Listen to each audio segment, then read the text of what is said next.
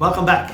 This is the final review for ThunderCats Ultimates Super 7's Wave 2 figures, and this time we are taking a look at the big bad. The big bad he is big. He is really big. Now, we might have seen pictures of him or of the box, and really, trust me, if you don't see it in hand, it is not as big as what it seems on the pictures. It's much bigger. Mumm-Ra The Ever-Living comes in the same style box than the others. He's massive. He's got his lovely artwork there in the back, which we've seen before, and naturally the shiny logo on front. He makes quite the impression on your display. You can see him behind me. He's awesome. He's really the best of the wave. Here he is, the big bad that's blown me away. I am super thrilled with this Mumm-Ra. He's really everything that I wanted him to be. So Mumm-Ra comes with two heads. This is the standard one with a closed mouth, and then there's the one with the open screaming mouth. Now you can actually hear it. It's so cool. So Mumm-Ra comes with a beautiful cloth cape. It's quite light. It's not something that's very heavy and that's going to make him fall over. It actually works so well with this figure. At the time, I really wanted a plastic cape. I thought that because the other figures had it, it would have worked, but I'm so happy that we got this. I do prefer this a lot more. It works so well, especially because you can pose it. Here's the little plug point that goes into his wrist. It keeps the cape on. He's got one on both sides, and then the cape goes into the back of his neck. There's a little plug there that it goes over, and then it hides underneath his helmet, as you can see. The cape is not wired underneath. It has got wires here and here and here. Then you can have it billow in the wind, whichever way you want. It looks very well. One thing that I just want to point out is if you move the cape or you stretch it a little bit, these can pop out. So just be careful. You don't want to lose them. I don't think it's going to be easily obtainable to replace them. I just want to show what it looks like when Mumm-Ra's head is off. He's got the peg here on the neck, and then these are draped around the body, and they're stuck here somewhere. Yes, here, right on the back of his dress. And then they're quite a nice soft plastic. They go over his neck easily, and they can move, and they just go over the back and they cover that peg, and then when you put the head back on, it's covered by the back of the helmet. So Mumm-Ra has the same standard articulation than all the other figures have. The only difference is he is much bigger. He's pinless, like here on the knees and the elbows, and then the only thing that I thought that he would have is a boot cut. He doesn't have one here. Lino had it. Unfortunately, he doesn't. It doesn't detract too much from the figure, but I would have liked it. He's got these lovely feet. They go well with the ankle rocker. They go far back and not too far up. And then he's got the twist in the waist, and then the lovely ab crunch. So Mumm-Ra's head can go left and right. The only thing is it doesn't really go up and down. I think maybe the neck could have been a little bit longer.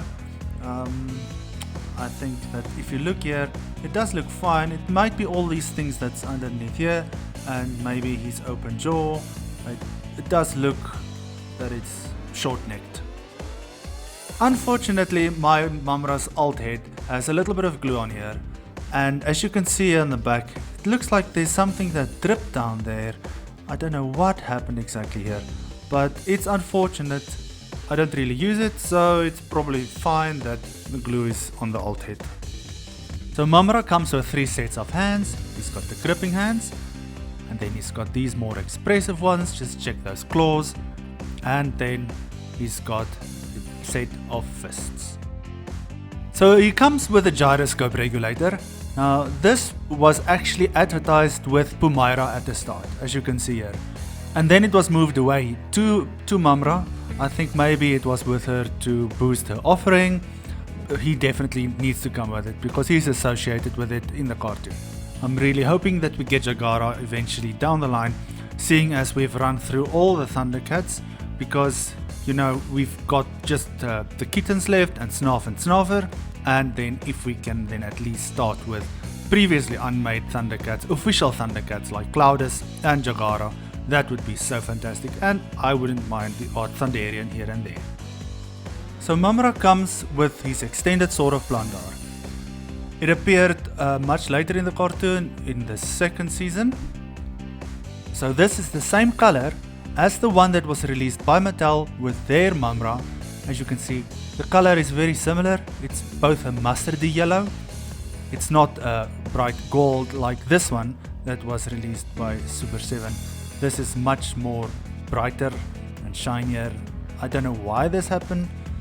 I really like this. I thought that the blades would be a bit more shinier, some kind of shade on there maybe, or some metal sheen, but as you can see, it does have a shine to it. It really is very cartoon accurate in terms of its look and simplicity. Last but not least, here is Ma-Mutt. Now he came as a pack-in with Mumm-Ra The Ever-Living. I'm very pleased with him. He's got the standard rotation on his head, just around, and then his collar also goes round, his legs up and down as you can see.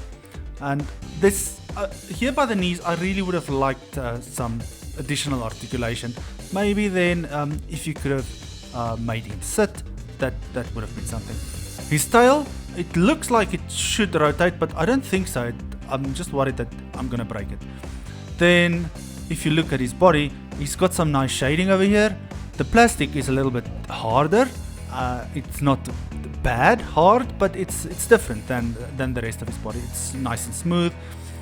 I mean, how can you not love this figure? Mumm-Ra loves him. I mean, just look at that face. So a concern that some people have had is the color of his skin, the skin tone, and they would have preferred him to be more of a green than this blue. I suppose that it's because that we had the vintage toy that was more olive green.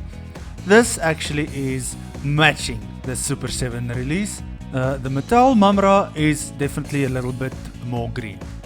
I have taken some screenshots here from the cartoon, and this here is from the opening scene, and he really does look a lot similar in color. And then here's some photos of him in the Mumm-Ra episode. It is bluish. It's definitely not green, but it's a more of a grayish blue, and perhaps this is a bit brighter. I get why some people would have preferred the green. If we ever get an LJN version down the line, I think that might have been cool. It would be impressive. So just a little bit of comparison here before we end. This is the regular Mumm-Ra, and then this is the Ever-Living one. As you can see, he's huge. He's much smaller. He's not the regular size like Jaga there in the background, but in comparison, he definitely grew in evil and in stature. Super 7 ThunderCats, the ultimate heroes.